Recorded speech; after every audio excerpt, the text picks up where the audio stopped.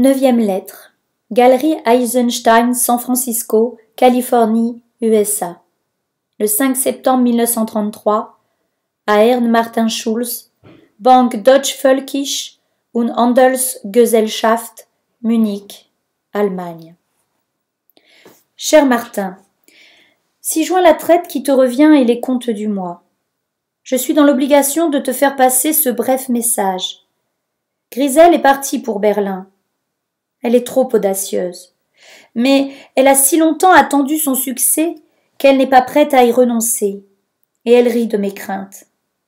Elle joue au théâtre Koenig. Tu es un fonctionnaire du régime. Je te conjure donc, au nom de notre vieille amitié, de la protéger. Va à Berlin si tu le peux, et vois si elle n'est pas en danger.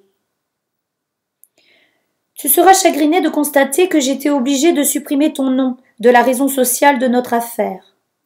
Tu sais qui sont nos principaux clients. Ils n'achèteront plus rien dans une maison qui porte un nom allemand. Je ne peux pas discuter de ton changement d'attitude, mais tu dois me comprendre.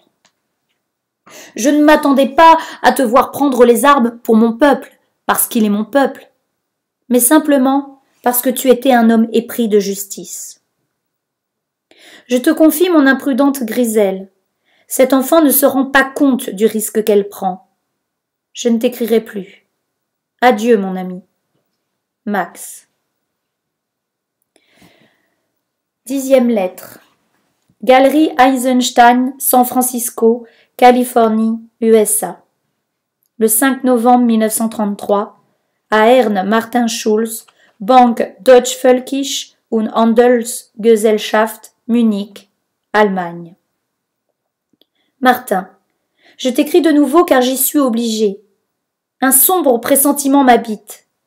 J'ai écrit à Grisel dès que j'ai su qu'elle était à Berlin et elle m'a répondu un mot très bref. Les répétitions se passaient brillamment et la pièce devait être incessamment à l'affiche.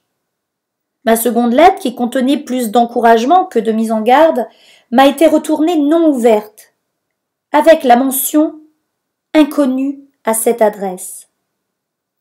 Quelles ténèbres véhiculent ces mots? Comment pourrait-elle être inconnue au théâtre même où elle joue? Il s'agit sûrement d'un message signifiant qu'il lui est arrivé malheur. On sait ce qui s'est passé, mais vous n'en saurez jamais rien, disent ces cachets sur l'enveloppe.